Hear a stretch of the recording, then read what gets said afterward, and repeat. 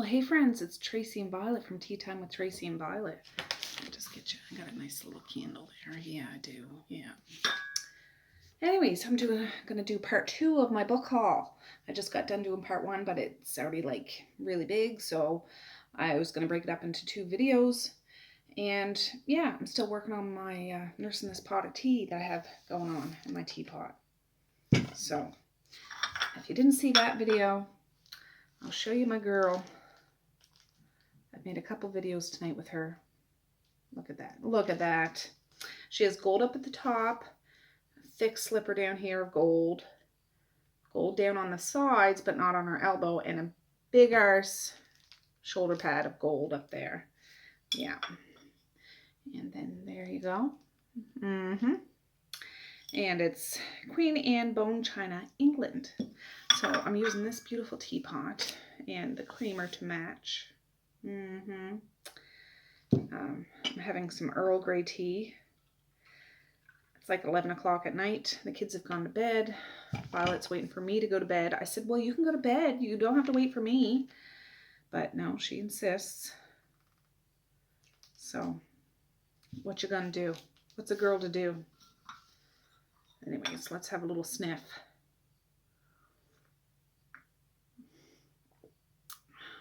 I love it. Makes everything right with the world for a second, for a wrinkle in time. But anyways, I'm just going to open the rest of my books because I'm dying to see what ones I got. And after I do this, I can make my pile of what books I want to read. Something saying fail on my phone. I don't know. All right, let's open it up. I have a mixture, I know, of horror and like end of the world books coming my way. So this will probably be a mixture of those. Oh, I'm going to read this in October. Inheriting Her Ghosts. I thought this cover looked amazing. Yeah. By S.H. Cooper. Those are those great big wolfhounds dogs. If you can't tell, I believe that's what they are. Inheritance often comes with strings attached, but rarely are they as tangled as those hanging over high hearth. When Eudora Fellows learns that she's the sole heir of her estranged great-aunt's seaside manor, she believes it will be a peaceful escape she longed for. What awaits, however, is a dark legacy shrouded in half a century of secrets, and it doesn't take long for Eudora to realize she's not the only one to call High Hearth a home. So I think it's kind of like a ghost story of some sort. It's not very long at all, almost novella length. It's 146 pages. I could chew that up in an afternoon if I wanted to. So I think it will just be a nice little easy, maybe creepy kind of story. Yeah. All right, next.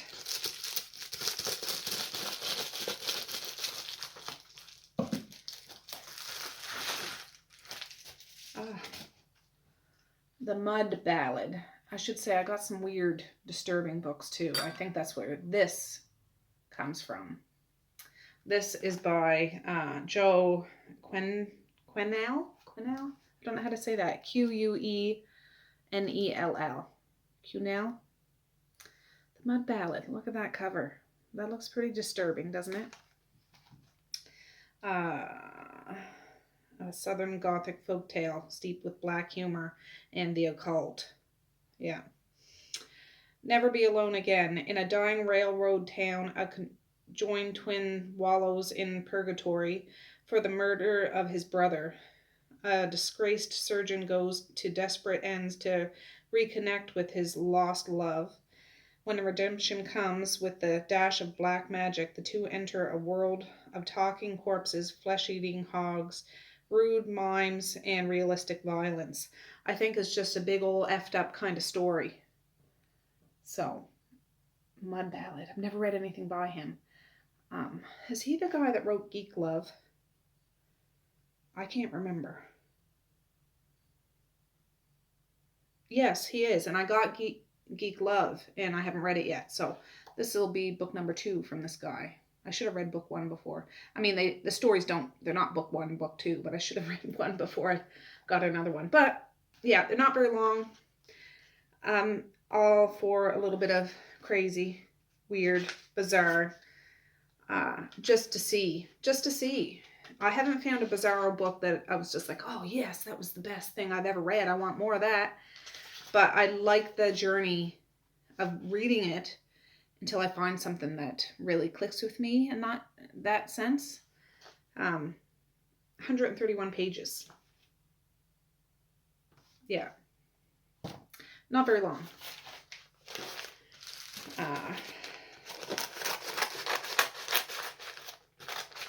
Let's see about the second hand. Oh, this is kind of an end of the world one. I said it in part 1 of my book hauls. And this one. I plan on reading a bunch of end of the world, zombie apocalypses, EMP tragedies, nuclear war, things like that. Books, series, things like that. This would fall into that category, I think. I've seen one person talk about this.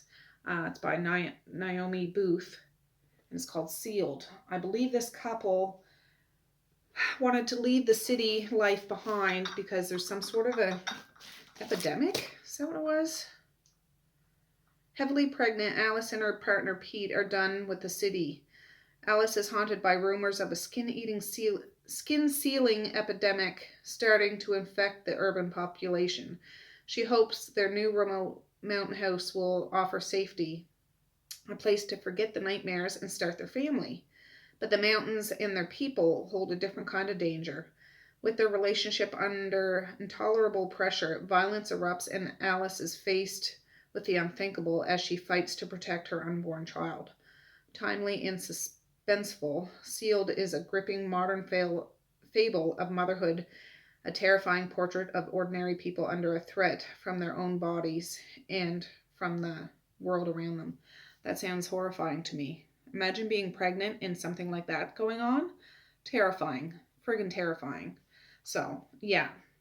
Kind of end of the world, maybe. I'd probably lump it into that category. Like, it's horror, but it's not the horror, Halloween horror for me. People are terrifying.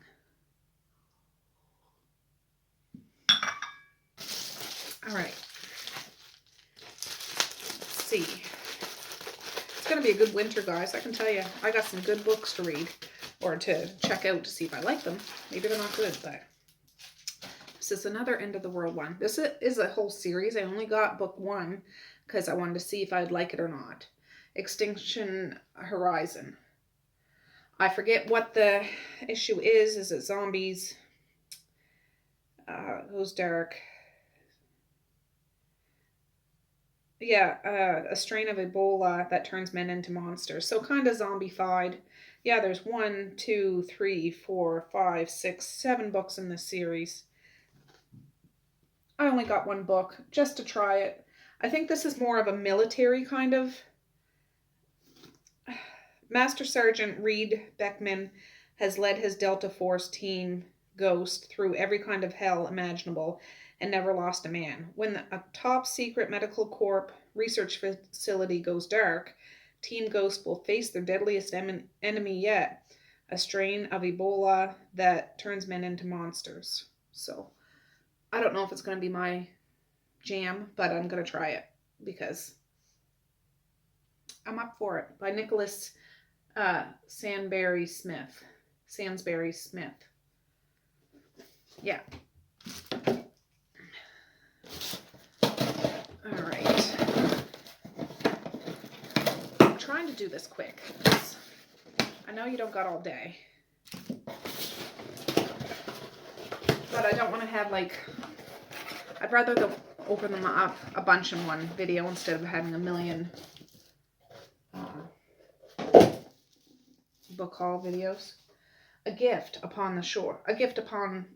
This is an end of the world book too. I guess this one's a little more mellow in the sense it's more of a thought-provoking. A Gift Upon the Shore is a lyrical, haunting story of two women, an artist and a writer, surviving in a darker era of the near future. Driven by rich and fully drawn characters, this is a powerful, compelling story of friendship that survives the devastation only to face more difficult tests from the gifts found upon the shore. Wren's vision of a world all but bereft of human population after the many seeds of destruction planted in recent times have borne their bitter fruit is frighteningly realistic. But A Gift Upon a Shore is also about remaining human under the worst conditions and the humanizing influence of books and art, even when the existence is threatened. Above all, it is a poignant expression of the durability, grace, and potential of the human spirit.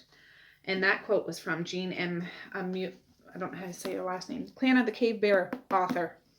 My mom's favorite. But I think this is a beautiful, kind of haunting story of two women that survived. I don't know what kind of devastation to the world and whatever challenges they face. But this is one of those books that the sides are kind of textured. I love that. I love that. And I bought this secondhand. It's hardcover. I think this will be good for the middle of winter or any time of year where I just want a friend. I mean, I have friends, but I just want my own personal friend, quiet. This would be that. And I don't think it's probably, oh, happy, oh, my friend. I think it's about sisterhood and facing the unfaceable together. Yeah, that sounds pretty cool to me. So, all right. We're getting near the end, guys. I still got a couple boxes and a thing to open. But we're getting there. Yeah. Then I'm going to go to bed after this. It's 11:16.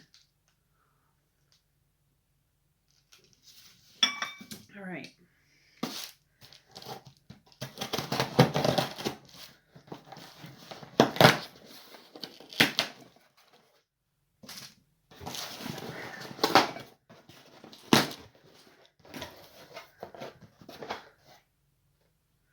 Oh, yeah.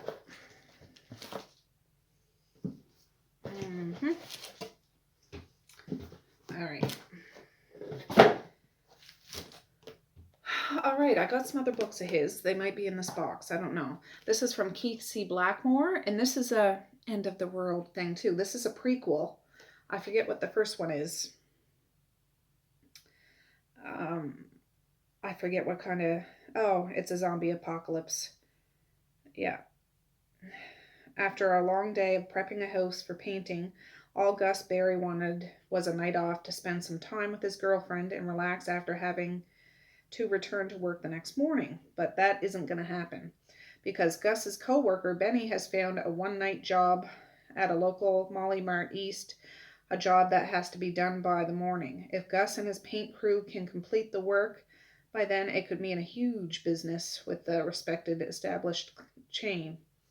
But as Gus and his fellow painters soon discover, the much-anticipated zombie apocalypse doesn't start with a bang, it starts on a Monday. They barricade themselves inside a mega store isn't the end, it's just the beginning.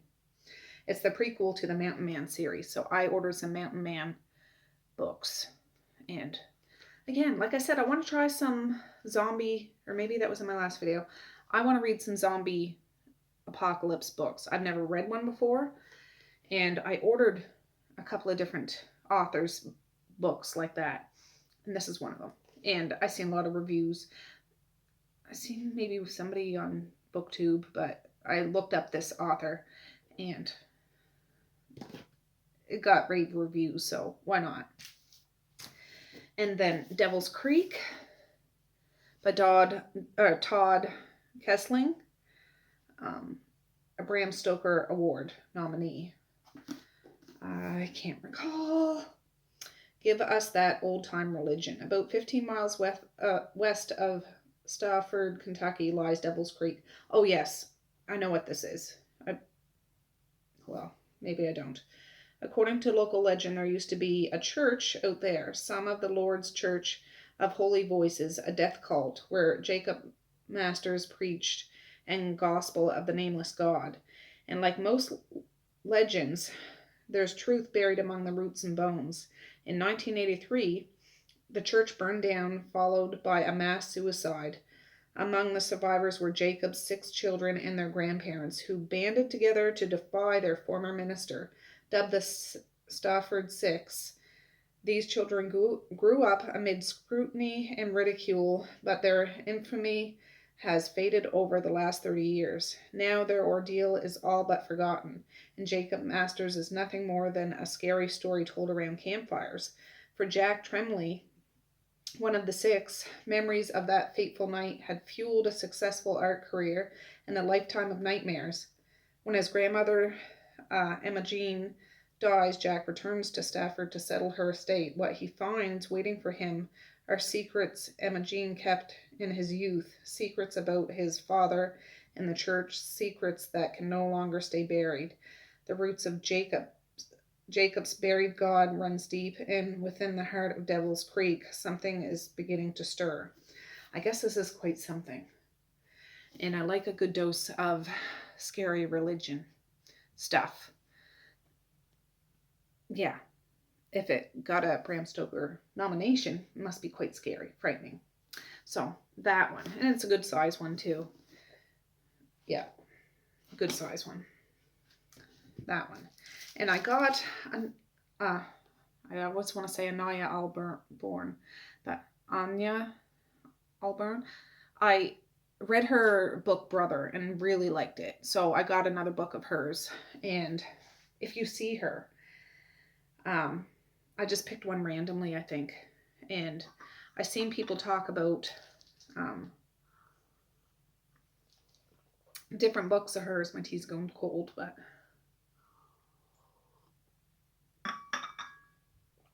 I don't know. I forget.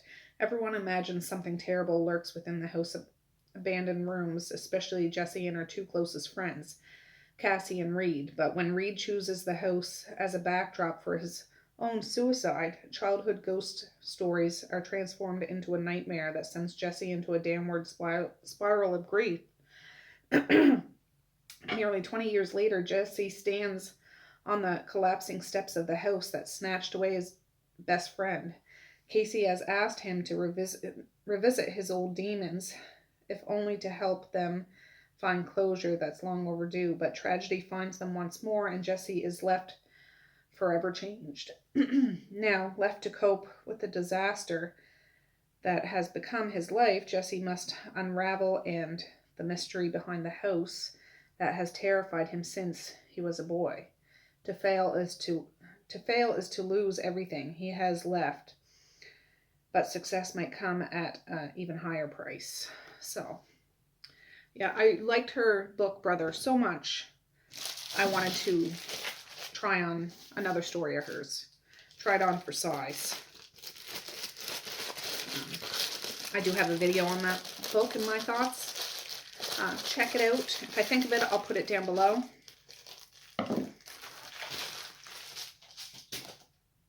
Oh, I got an Edward Lee book. I've never read Edward Lee. I know he's quite an extreme horror author, like grotesque extreme, I believe. I ordered a couple of his books. The Dunwich Romance. Yeah. I guess they're quite something. And I've heard of Edward Lee, but I've never read Edward Lee.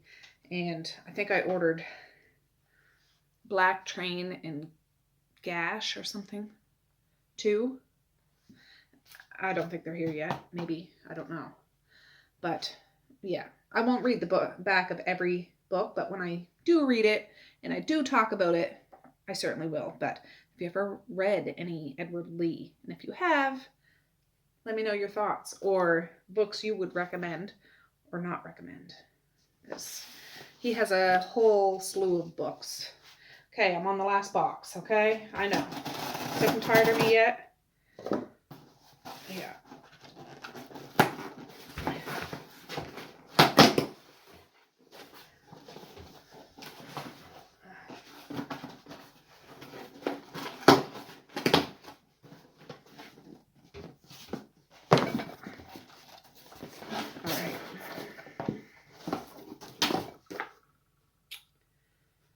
think I got a couple of books in this series. Do I? Yeah.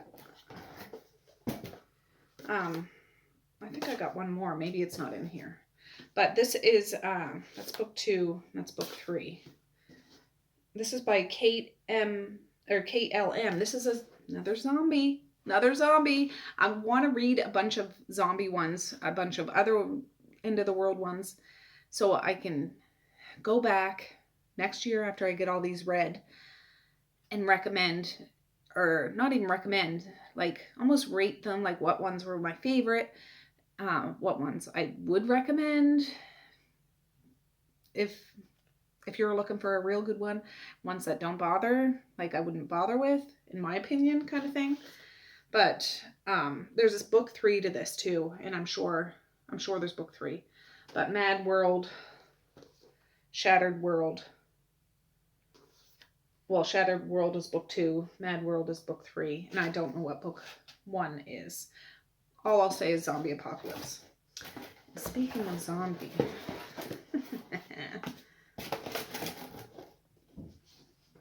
I got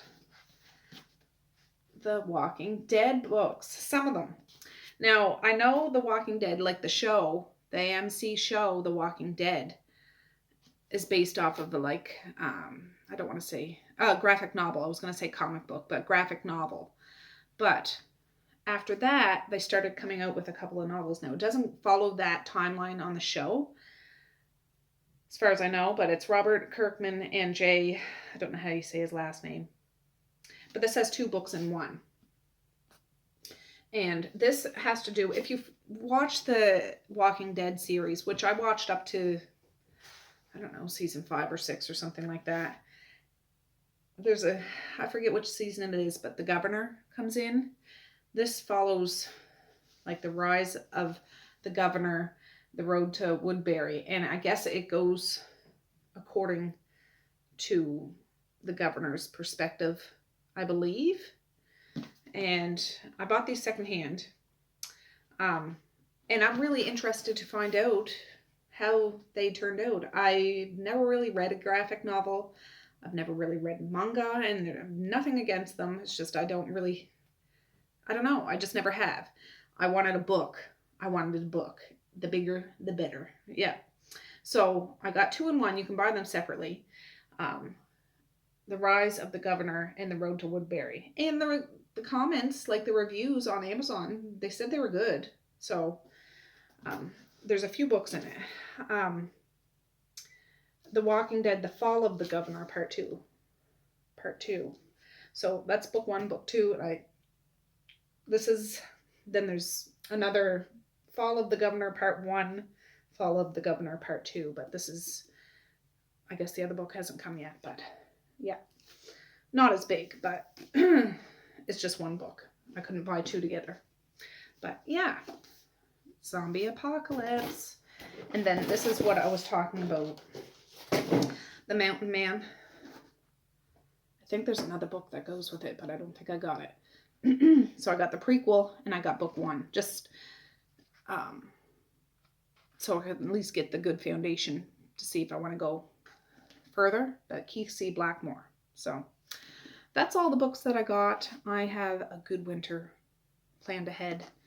I'm not reading these end of the world ones over the month of October. I'll probably read those after the holiday season, maybe. I don't know. I plan on reading like suspense thriller stuff over Christmas, maybe. I could change my mind at the bad of the eye, or up an eye, because I'm more of a mood reader. But anyways, I just wanted to unhaul these, not unhaul them, book haul them, so I can, if there's any books in here that I want to read this October, like more Halloween-y horror. Doesn't have to be around Halloween, but even though the end of the world is a horror, and zombie is a horror, I'm lumping those all into the end of the world, and that'll be another segment in time that I read those kind of ones. So anyways, I want to say peace, love, and happiness today and every single day.